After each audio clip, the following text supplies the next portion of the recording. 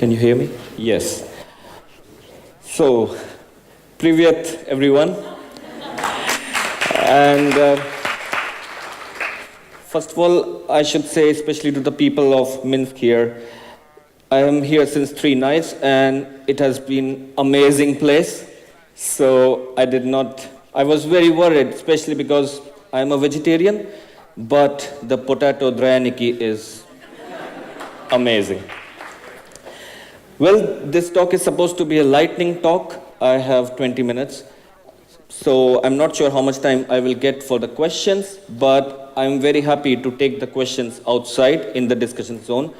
So please do not miss your t-shirt. I really want to give it to someone. So before starting, let me ask you a quick question. How many of you have at least heard about a book, a very famous book called Men Are From Mars and Women Are From Venus? Wow, amazing, cool. Well, as you look at the topic of my today's talk, you might have sensed that this is quite related to the topic of the book, where I want to talk about how two different mindset, testers and developers in today's case, they totally think about in different way, but how they complement each other when they are working towards a common goal. So let's start. Some quick introduction about myself. My name is Sunav Sodhani. I am currently working as a senior Android QA engineer in the Android team of Badou. And it has been around 8.5 years into testing. And I've been mostly testing into mobile applications since 2010, around mobile applications. Also, I have some good experience in working with different kind of teams. So I started with a startup which only had 5 people, and we ended up being 200 employee company. And right now I'm working in a company which is 350 plus employee already. And that is called Badou. Some quick stats about Badou. We are one of the biggest dating platform right now in the world. These are some of our amazing numbers. We have 386 million registered users worldwide. We are in 40 plus languages. We have offices in London and in Moscow. And we are always looking for new talent. So let's start. Again, a question for you. Please raise hand. How many of you recognize this amazing pair of people? Whoa, everyone. Yeah, this is the amazing pair of Sherlock Holmes and Dr. Watson. What my point is trying to say here is that maybe when a customer uses your amazing product or your application, he thinks back in his mind that, wow, the team working towards it, maybe testers and developers, would be something like this amazing pair. But reality might be a bit different. Things might not get as smooth as it seems. And you all know that. But in this high-speed era, where we really are working too fast, we cannot afford to have these conflicts and confrontations between these two teams to come up in our goal. So let's quickly understand what is the goal. So how many of you agree with me that this should be the goal of your product or your company? Please raise hands. Or if you think something is missing in the goal. Somebody said quality. Exactly. The only thing missing in this goal was quality. I think you will all agree with me that in today's world, we have to ship features at a speed to our users, but quality should come without saying. But often when these two teams, like testers and developers, when they are working towards this, there will always be confrontations and conflicts. Probably it's because of some traditional mindset. Maybe we are still just passing the ball to each other. When a developer passes the ticket to QA, QA passes it back, maybe like this.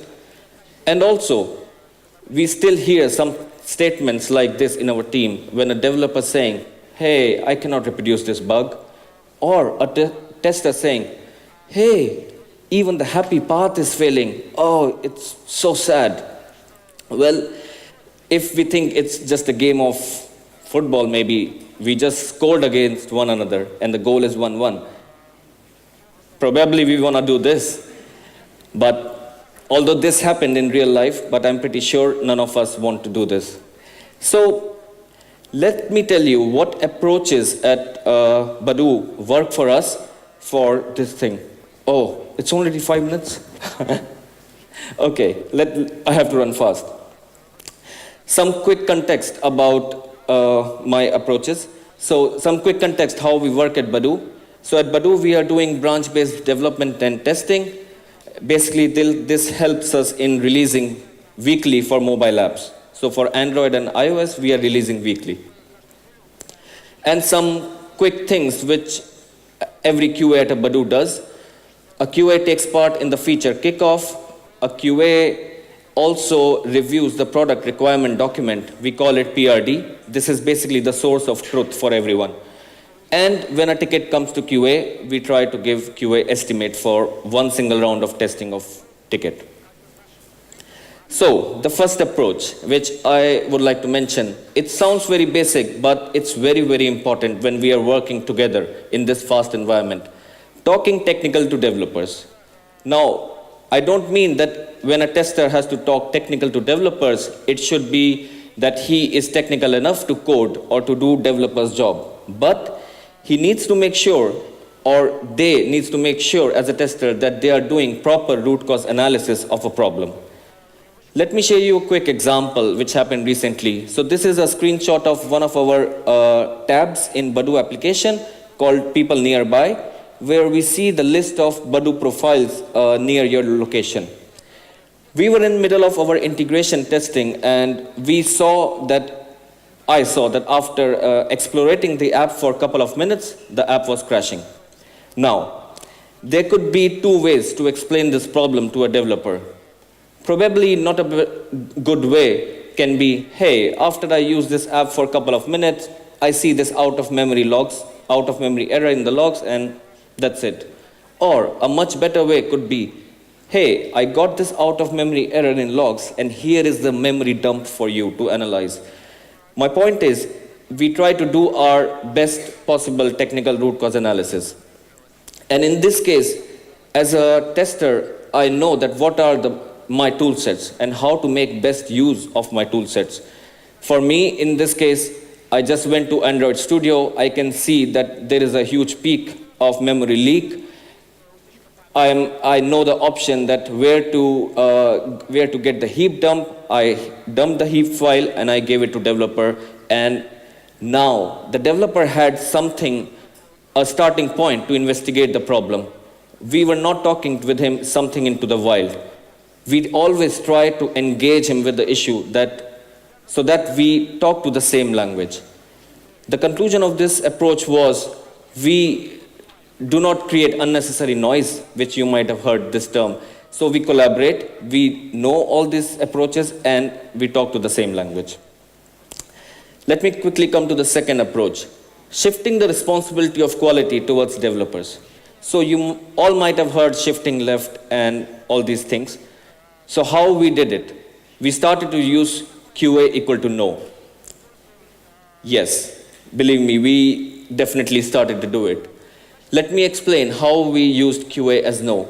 So there was a time when we realized that the quality of tickets which was coming to QA was getting very poor. I mean, a developer just changes a feature flag and he pushes to QA to test. A developer just fixes a minor bug and he pushes it to QA. We starting to feel that this cannot be done in our pace. We have to make quite a good effort of quality at the early stage. So we gave an option of QA as no to the development team. This is a screenshot of one of our Jira tickets, where usually a developer writes a QA notes when he wants the ticket to be tested that, hey, this is all the things which I want you to know as a tester, and a developer can toggle this flag QA no or yes, whether he wants the QA to test the ticket or not. When he does QA as no, it means the developer has tested this ticket himself, and he also not only takes care of this ticket at the branch, at the feature branch, but also post-release. This actually doesn't mean that we abandon our teammates as a testers. As a tester, we provide our developers a lot of things to help. We provide them with checklists, hints, mind maps, and a lot of wiki pages so that it helps developer to test. And one important question here arises that which tickets should go as QA as no. So it depends on the complexity of the ticket. At Badou, we have a lot of features, complex features like payments. So a payment feature is very critical. And we make sure that this payment feature always goes with a QA expert checking it.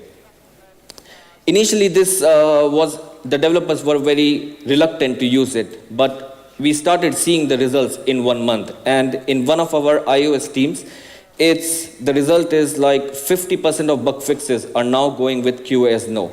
This actually gave that developer are realizing that they are responsible for the quality. Only they can make it. As a tester, we can only help them to create this quality.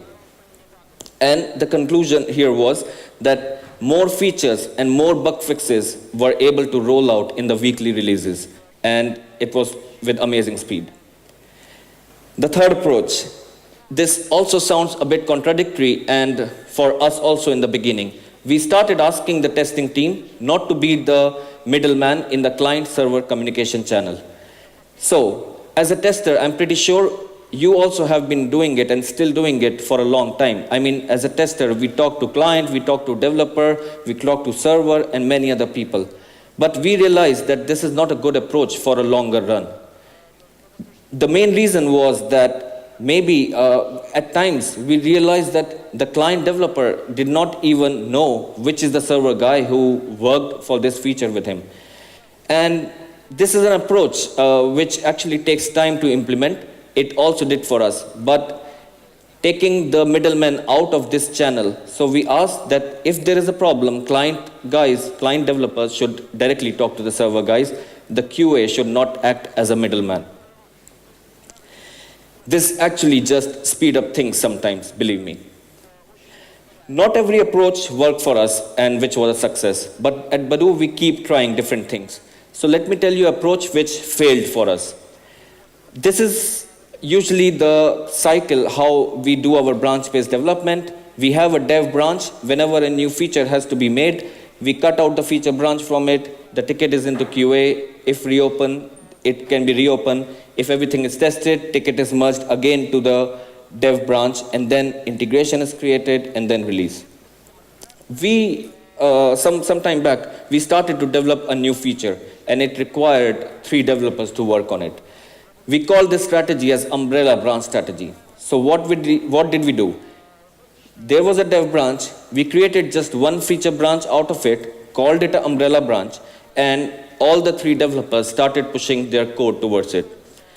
Initially, we did not find any problem, but when this ticket came into testing, we started seeing the pros and cons of this approach. There was no way to reopen this ticket because the other 2 developers are still working on it. So if I find bugs, I just have to put a comment in that ticket or use a separate bug tracking tool, and we used spreadsheets, Google spreadsheets in this case. And also we started seeing that the bugs which we find in this branch, with which developers commit, the bug is arised. And it was quite a pain for even developers to find that. And in the end, we saw that the developers are breaking each other's thing. Well, we released the feature with this strategy, but we stopped using this approach. We said no to it. But it was interesting that we learned a couple of things from it. We learned how to divide tasks properly. Now our developers are dividing the task in such a way that they are not blocking or breaking each other. So maybe they are making their features behind a feature flag so that they can always turn it off and turn it on to see the results and investigate. So yeah, this approach did not work for us, but we learned a lot from him. One last thing which I quickly want to say, that always retrospect your approach. You need to find out that what are the good points of this approach, what went wrong, how can you make it 2 times faster, what were the pain points for developers, for testers, and all these things. And when you sit down and talk about it, it will really help you guys to improve it for the further things or further features. Yes, as we all know, to scale a mountain, everybody has to walk behind each other and in a single line, not separately. So probably in this case, testers and developers, why they have to revolve as a planet? They should find their common orbit and revolve behind each other. Well, these are some of the references which I'm very happy to share with you guys. And when you will go to these links, you will find much more interesting things which we want to say. Thank you.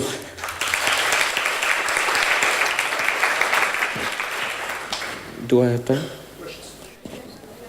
Okay, any questions, please? So, hello, thank you for your speech.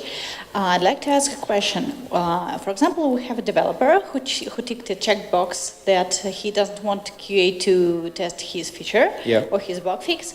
How can we, as a QA, make sure that he tested everything in a full coverage, in a total way, if I can say? Yes, for us, we try to cover it using our auto test. So we have 1,400 automation tests running to it, and a developer can always run it on his feature branch and see that whether he has broken something or not. So automation tests these are what they are for checking regression, and we use them heavily.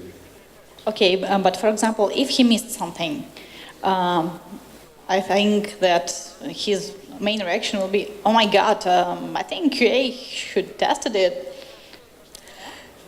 Well, if he decides to test without QA as no, he maybe used our automation test, some wiki pages, we provide him set of hints, and of course, when he takes the decision, this responsibility, a QA is always there to help him. He always can ask a QA, and it happens with us. A developer always comes to our seat and just asks, hey, I'm changing this.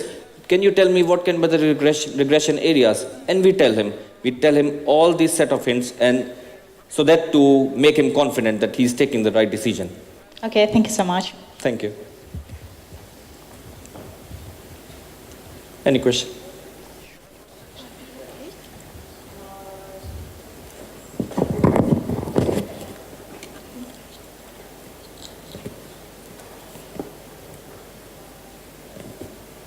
Спасибо за выступление. Я хотела вас спросить. Мне иногда кажется, что тестировщики с Марса, бэкэнд-разработчики с Венеры, а фронтенд-разработчики вообще с совершенно другой планеты. И иногда бывают такие ситуации, когда у фронтенд-разработчиков есть свои рельсы, свой функционал, который определенно работает. У бэкэнд-разработчиков тоже есть функционал, который по-своему работает. И вот я QA, приходится мне находить компромиссы, кто же должен менять свой код. Вот как вы справляетесь с такими ситуациями? Были ли вообще они у вас?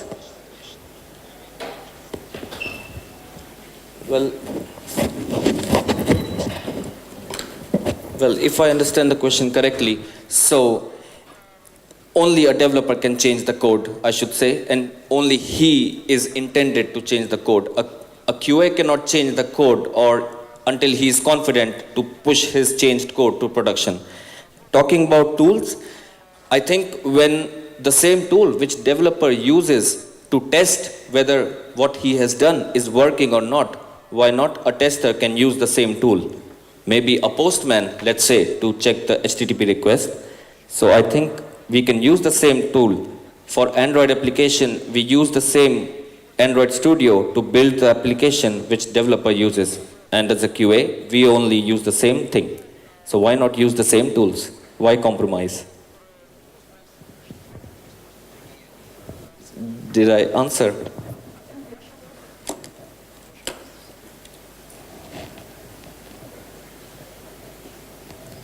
Thank you. I understand, spasiba. Hello. Thank you for your presentation. I'm here.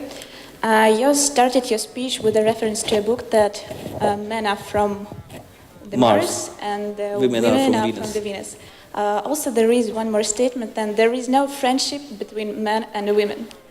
Do you believe in friendship between dev and QA? And if yes, who can initiate it and maintain? I think it's up to every team to decide who wants to initiate it. Like it happens in real life, probably between men and women, who wants to take the first step towards it. And I think we can see a lot, like maybe 70 years of marriage in men and women works. So why not with developers and testers? I mean, talking about who taking the first step, it's really up to you, up to your own team. As a tester, nobody stops me to taking the first step. I'm pretty fine with it. But if you are not, you can ask the developer, hey, you can take the first step. Thank you. Thank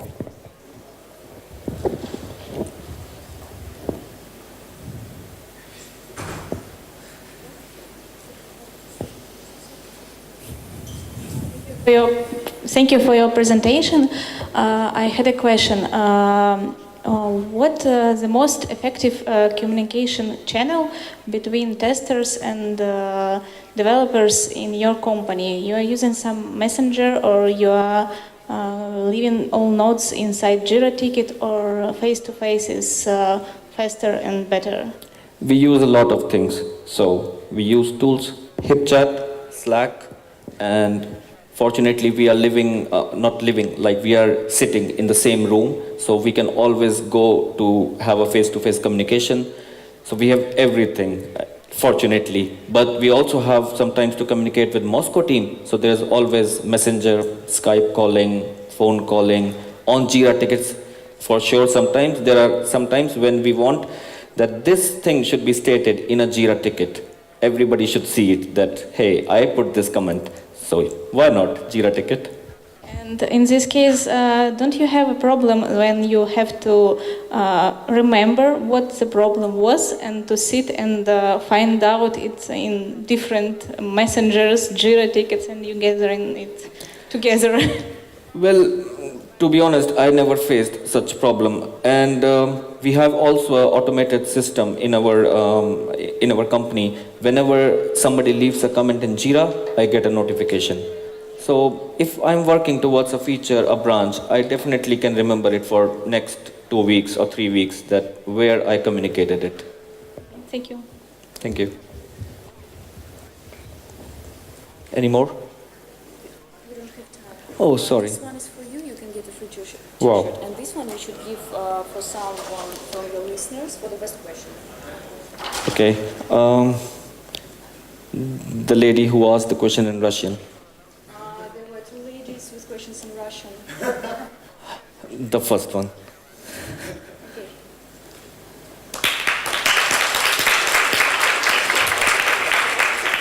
Thank you.